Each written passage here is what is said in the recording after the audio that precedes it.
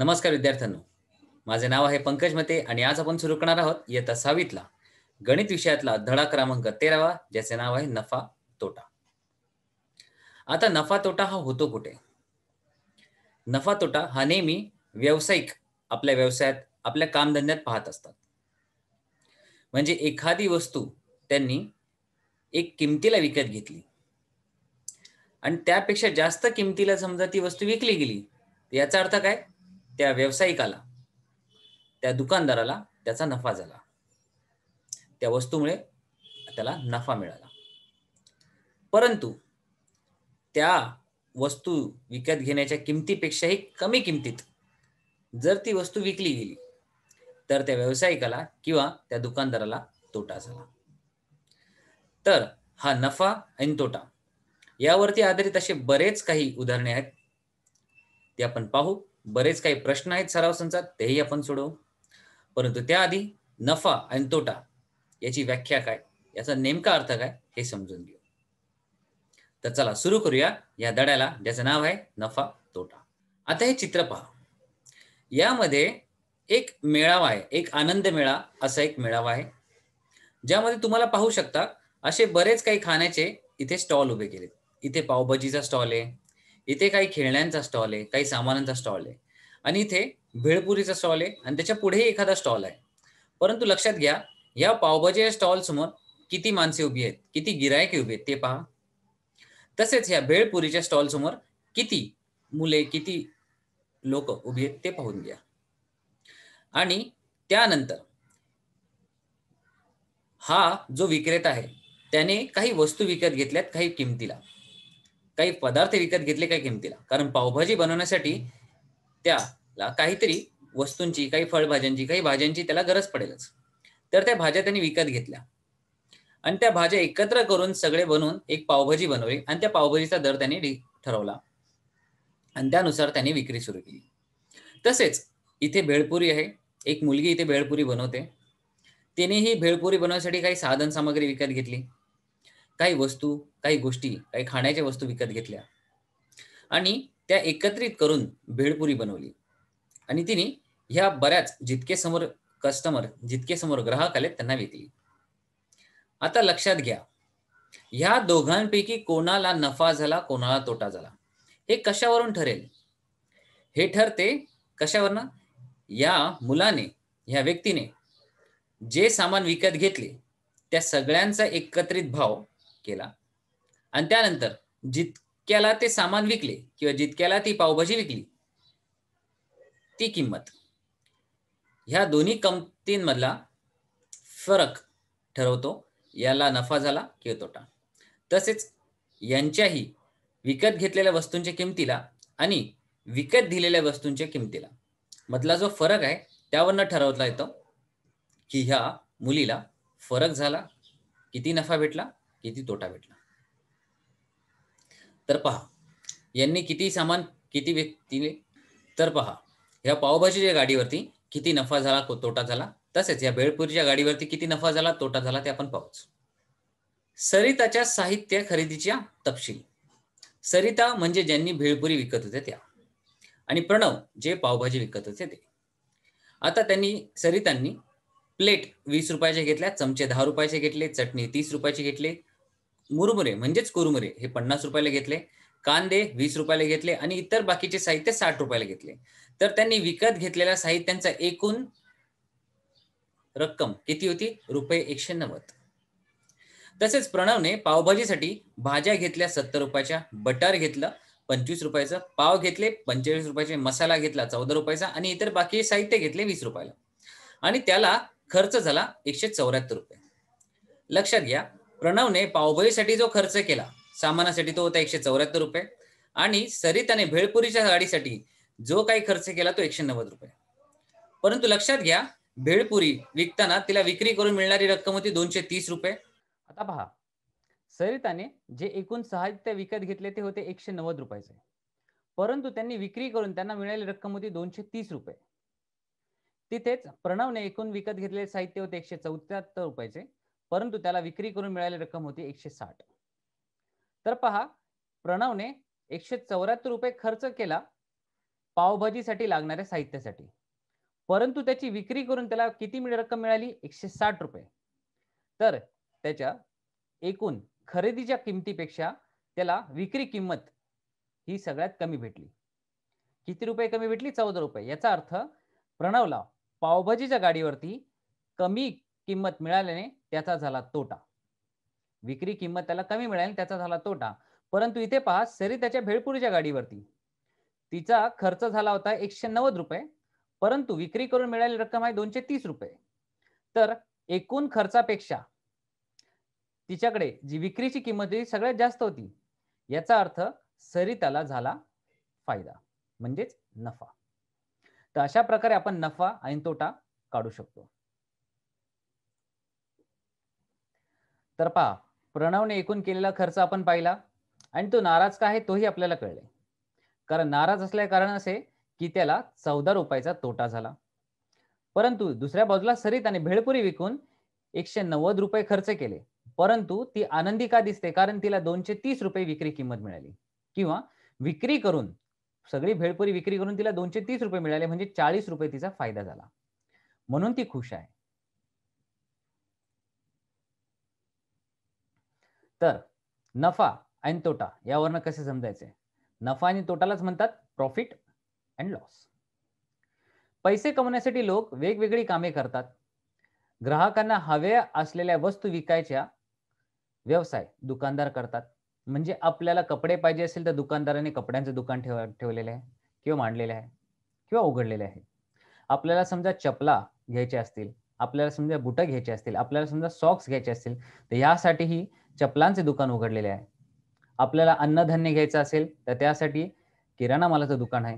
आणि तसंच आपल्याला औषधे पाहिजे असतील तर मेडिकलचेही दुकान आहेत.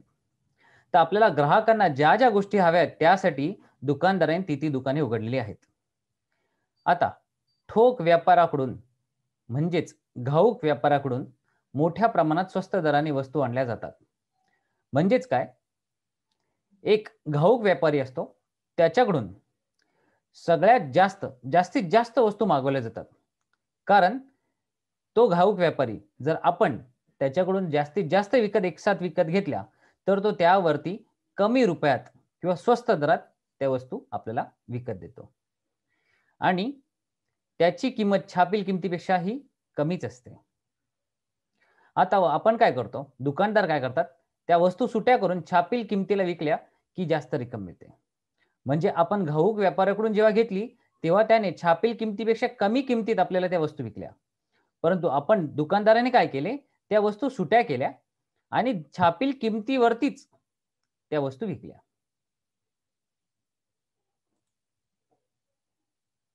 मग पहा, विक्रीची किंमत ही खरेदीच्या किमतीपेक्षा जास्तच असेल.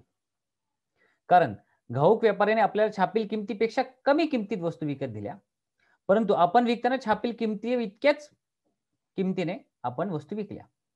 मग आपली विक्री किंमत खरेदी किमतीपेक्षा जास्तच असते. विक्री किंमत म्हणजे काय? आपण ग्राहकाला विकत देतो ती किंमत. खरेदी किंमत म्हणजे काय? एखादा दुकानदार कोणत्या तरी व्यापाऱ्याकडून वस्तू विकत घेतो, ती असते खरेदी किंमत. आता विक्री किमतीच्या पेक्षा खरेदी किंमत जास्त असल्यामुळे झाला फायदा आणि त्याच फायद्याला आपण म्हणतो नफा. परंतु कधी कधी तोटाही होतो. कसा? कधी कधी खरेदीच्या किमतीपेक्षा कमी रक्कम विक्रीतून मिळते आणि तेव्हा होणाऱ्या नुकसानाला आपण तोटा म्हणतो. लक्षात घ्या, व्यवहारात नेहमी नफा होतो असे नाही, कधीतरी तोटाही होतोच. त्यामुळे आपल्याला खरेदी करताना आपल्या आजूबाजूच्या ग्राहकांना काय हवे आहे त्यानुसारच आपण वस्तू विकत घेतो आणि तितक्याच वस्तू विकत घेतो. आता याचे उदाहरण म्हणजे काय? पावसाळ्यात लागणारा रेनकोट आणि छत्री. आपल्याला पावसाळ्यात नेहमी रेनकोट आणि छत्री लागते, परंतु हेच रेनकोट आणि छत्री हिवाळ्यात कधी विकली जात नाही, कारण त्यावेळेस ग्राहक ह्या वस्तू विकतच घेत नाहीत. तसेच आपल्याला हिवाळ्यात लागणारा एखादा स्वेटर, आता हा स्वेटर कधी उन्हाळ्यात घातला जात नाही, कारण त्यावेळेस गरमी जास्त असते, उन्हाळा जास्त असतो, त्यामुळे गरम जास्त होते. तेव्हा कुठलाही ग्राहक स्वेटर उन्हाळ्यात किंवा पावसाळ्यात घेणारच नाही. मग ज्या वेळेस ग्राहकांना जी जरूरत असते त्याच वेळेस त्या वस्तू विकत घेतल्याने आपल्याला फायदा होतो, नाहीतर तोटा होतो.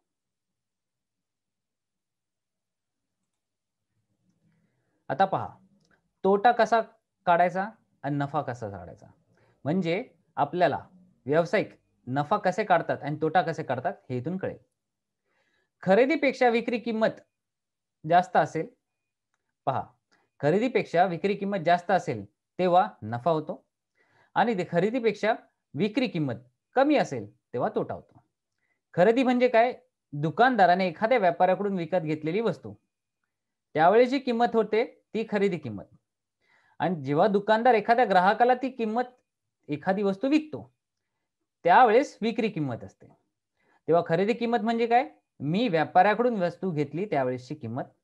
विक्री किंमत म्हणजे काय? मी जेव्हा ग्राहकाला वस्तू देणार त्यावेळेसची विक्री किंमत. मग पेक्षा विक्री किंमत कमी असेल तर तेव्हा आपल्याला तोटा होतो. मग तोटा कसा करतात? खरेदी किंमत वजा विक्री किंमत. आणि जेव्हा खरेदी किमतीपेक्षा विक्री किंमत जास्त असेल, खरेदीपेक्षा विक्री किंमत जेव्हा जास्त असेल तेव्हा आपल्याला नफा होतो आणि तो नफा काढतात विक्री किंमत वजा खरेदी किंमत. तर लक्षात घ्या, जी संख्या जास्त मोठी आहे त्यातूनच दुसरी संख्या आपण वजा केली. तेव्हा आपल्याला कळलं किती तोटा मिळाला किंवा किती नफा मिळाला. आता यावरती आधारित काही उदाहरणे आहेत ते आपण बघू, म्हणजे आपल्याला कळेल नफा आणि तोटा कसा काढायचा तो. आता पहा, उदाहरण क्रमांक पहिला. हमीदभाईंनी 2000 रुपयांची केळी विकत घेतली. लक्षात घ्या, किती रुपयाची विकत घेतली? 2000 रुपयांची केळी विकत घेतली व ती सर्व केळी 1890 रुपयांना विकली. म्हणजे 2000 रुपयांची, हे आता हमीदभाई एक व्यापारी असतील तर त्यांनी 2000 रुपयांना एखाद्या व्यापाऱ्याकडून 2000 रुपयांची केळी विकत घेतली, म्हणजे ही झाली खरेदी किंमत. परंतु ती विकली कितीला? 1890 रुपयाला, म्हणजे ही झाली विक्री किंमत. तर या व्यवहारात त्यांना नफा झाला की तोटा हेच काढू आणि तो किती झाला हेही काढू. मग पहिले आपल्याला काय करायचंय? खरेदी किंमत किती आणि विक्री किंमत कोणती हे आपल्याला ओळखून घ्यायचंय. मग बघा, हमीदभाईंनी 2000 रुपयांना केळी विकत घेतली होती. याचा अर्थ काय? त्यांची याचाच अर्थ काय? त्यांची खरेदी किंमत ठरली 2000 रुपये. परंतु ती विकली किती रुपयांना? 1890 रुपयांना. याचा अर्थ त्यांची विक्री किंमत ठरली 1890. आता लक्षात घ्या, इथे खरेदी किंमत विक्री किमतीपेक्षा जास्त आहे. जेव्हाही खरेदी किंमत विक्री किमतीपेक्षा जास्त असते त्यावेळेस त्या व्यावसायिकाला नेहमी तोटा होतो. मग तोटा काढतात कसा? मग खरेदी किंमत वजा विक्री किंमत करावी लागते. तर पहा, येथे खरेदी किंमत ही विक्री किमतीपेक्षा जास्त आहे, म्हणून या व्यवहारात हमीद भाईंना झाला तोटा. मग तो तोटा कसा काढला? खरेदी किंमत वजा विक्री किंमत, म्हणजे 2000 वजा 1890, तर एकूण 110 रुपये त्यांना तोटा झाला. मग आपण कसे लिहितो? या व्यवहारात हमीद भाईंना 110 रुपये इतका तोटा झाला. आता हा आपण तोटा कसा काढला, खरेदी किंमत कशी पाहिली, विक्री किंमत कशी पाहिली हे सगळे पाहिले. आता वळूया दुसऱ्या उदाहरणाकडे. आता उदाहरण क्रमांक दुसरे. हरभजन सिंग यांनी 500 किलोग्राम तांदूळ 22,000 रुपयांना विकत घेतला.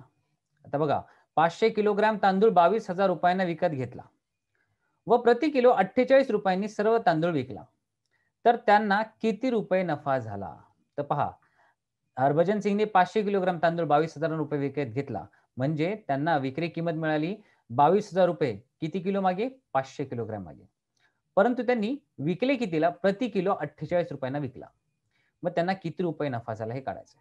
मग आपण एक काम करू, पहिल्यांदा 1 किलो मागे त्यांना किती खरेदी किंमत मिळाली किंवा लागली ते बघू. मग त्यांनी तो प्रति किलो 48 रुपयांना विकला, मग त्यामागे त्यांना नफा किती झाला ते पाहू आणि गुणिले 500 रुपये किंवा 500 किलोग्राम केले, तर याचा अर्थ आपल्याला कळेल की त्यांना एकूण किती नफा झाला. तर चला आपण एक स्टेप बाय स्टेप आपण याला सोडूया. पहा, 500 किलोग्राम तांदळाची खरेदी किंमत आहे 22,000 रुपये. तेव्हा 500 किलोग्राम तांदळाची विक्री किंमत किती होईल? 500 गुणिले 48 बरोबर 24,000 रुपये. तर पहा, त्यांनी 500 किलोग्राम तांदळ 22,000 रुपयांना विकत घेतला, परंतु तो प्रति किलो 48 रुपयाला विकला, म्हणजे एकूण 500 किलोग्राम तांदळाची किंमत ही 48 रुपयेच विकल्या, म्हणजे 500 गुणिले 48 केली तर आपल्याला भेटले 24,000 रुपये. आता पहा, खरेदी किंमत ठरली 22,000 रुपये, म्हणजे खरेदी किंमत किती होती? 22,000 रुपये, परंतु विक्री किंमत किती झाली? 24,000 रुपये. याचा अर्थ इथे खरेदी किमतीपेक्षा विक्री किंमत जास्त आहे, म्हणजेच इथे हरभजन सिंगला झाला फायदा. म्हणजेच नफा. तेव्हा आपण इथे लिहितो विक्री किंमत खरेदी किमतीपेक्षा जास्त आहे म्हणून नफा झाला. नफा कसा काढतात? खरेदी किंमत वजा आपण काढतो. आपण नफा कसा काढतो? विक्री किंमत वजा खरेदी किंमत. तर विक्री किंमत आहे ₹24,000, खरेदी किंमत आहे ₹22,000 आणि दोघांची वजाबाकी केली तर उत्तर आले ₹2,000. म्हणजे याचा अर्थ काय? या व्यवहारात हरभजन सिंग यांना ₹2,000 इतका नफा झाला. तर पहा किती सोपे आहे नफा आणि तोटा काढणे. नफा म्हणजे विक्री किंमत ही खरेदी किमतीपेक्षा जास्त असेल तर नफा आणि विक्री किंमत ही खरेदीपेक्षा कमी असेल तर तोटा. मग तोटा कसा काढतात? खरेदी किंमत वजा विक्री किंमत आणि नफा कसा काढतात? विक्री किंमत वजा आपली खरेदी किंमत. यावरून आपल्याला किती रुपये तोटा झाला किंवा किती रुपये नफा झाला हेही काढता येते. चला आज आपण इथेच थांबूया. या धड्याचा पुढचा भाग पुढच्या येणाऱ्या व्हिडिओमध्ये पाहू. तोपर्यंत धन्यवाद.